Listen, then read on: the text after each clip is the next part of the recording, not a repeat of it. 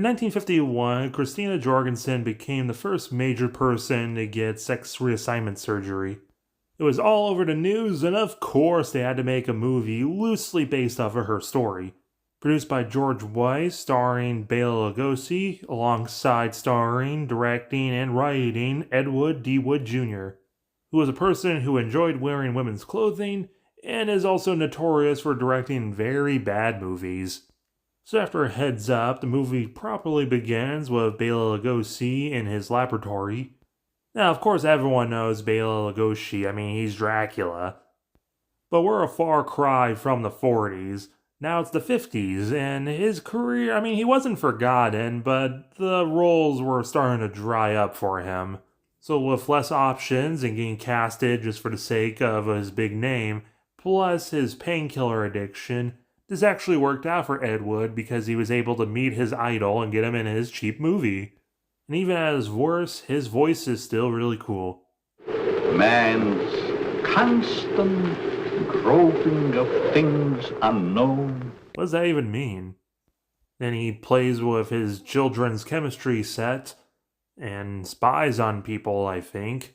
People, all going somewhere.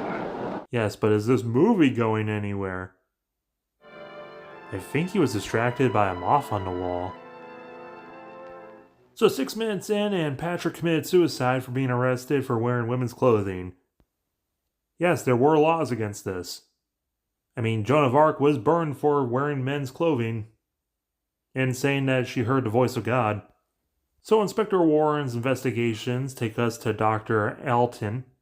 After some talking, it turns out Dr. Altoid's going to be competing with Lugosi over who's the real narrator.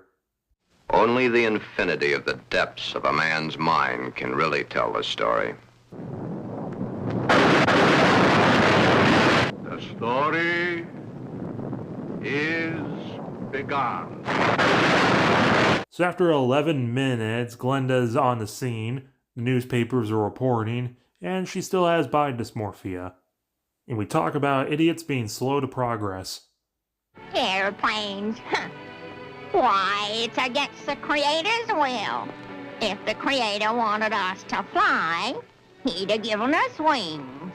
How about you stop plugging your nose? Automobiles? Bad. They scare the hosses. If the Creator had meant for us to roll around the countryside, we'd have been born with wheels. I mean, that's what Mackinac Island, Michigan thinks. Plus, Turbo Kid proves that you could just do that. If the Creator had meant us to be boys, we certainly would have been born boys. If the Creator had meant us to be born girls, we certainly would have been born girls. Well, that kind of thinking, then why have your wisdom teeth pulled, or get your foreskin removed, or even wear clothes? So Glenda came out as a crossdresser to Glen's fiancée, Barbara, but she's starting to recognize the nails are kind of long on a guy. Then we cut to men's clothes being tight and stiff while women's are wearing silks. We should all just go back to the time when men had to be more flashy, like peacocks.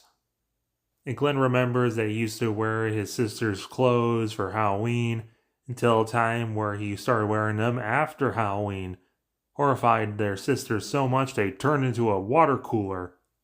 So Glen's got the dilemma of telling Barbara before or after the wedding. Hold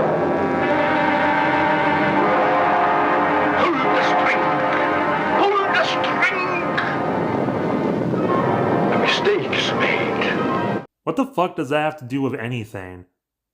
So yeah, you're gonna start to realize that Bela was filmed for an entire day on a lab set, basically just saying whatever came to his drugged out mind.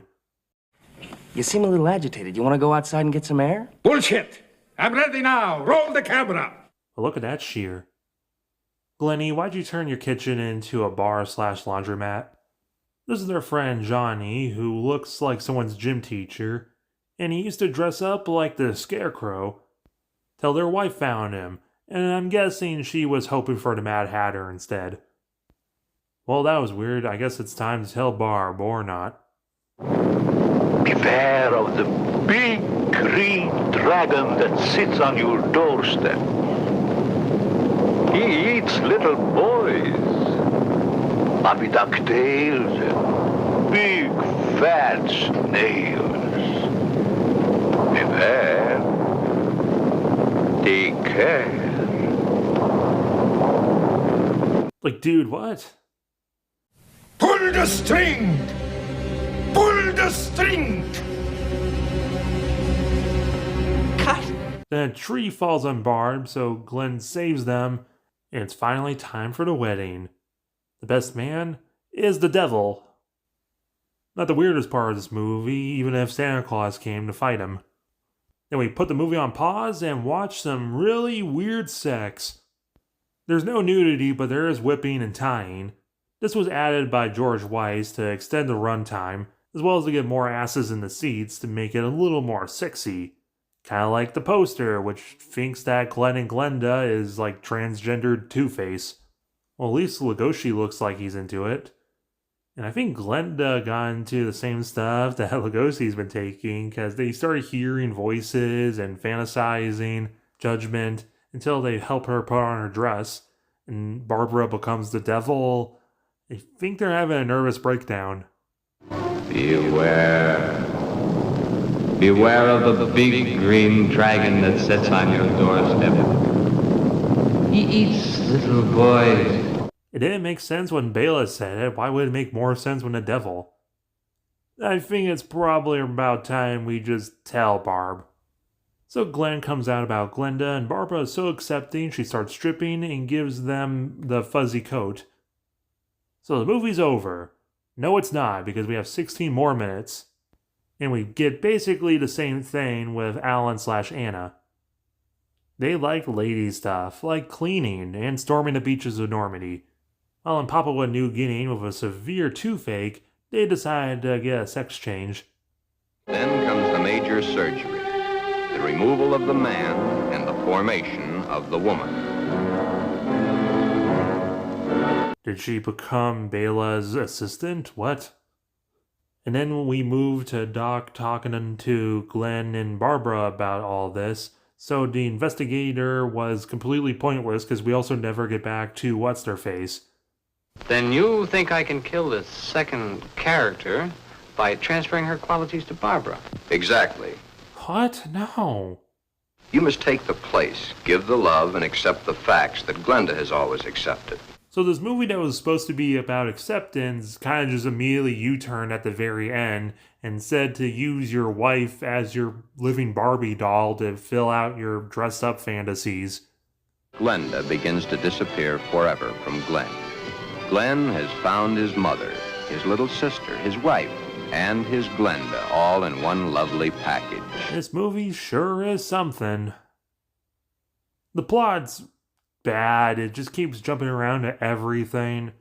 The ending conclusion's bad. The acting is fine, I guess.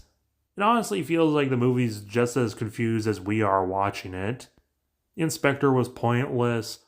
Doc actually knew what was going on, while Bela just spewed nonsense. The film was made in literally 4 days, and Bela was supposedly paid anywhere from $1,000 to $5,000 for this job. The film had a limited run that went by several other names like He/Him, or I Changed My Sex, or I Lied 2 Lives, being rediscovered in the 80s and dubbed one of the worst movies of all time, which, like usual when it's said, I don't really think it is. It's not great, but still. The film definitely has a legacy, like in Seed of Chucky, their child's name is Glen or Glenda. Or the fact that this film came out in 1953, and the fact they even talked about this subject back then.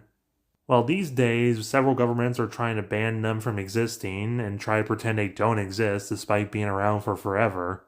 I mean, the whole ending's kind of problematic, but especially for the 50s, this is a very progressive film. And Ed Wood did genuinely cross-dress, so there's at least a little bit of earnestness to this film.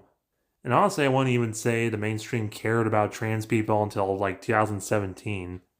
So this movie was at least trying to have that conversation before everyone else. But it was also a confusing mess, 3 out of 10. But what did you think? Let me know below, as well as hitting subscribe if you're new and hype on mobile.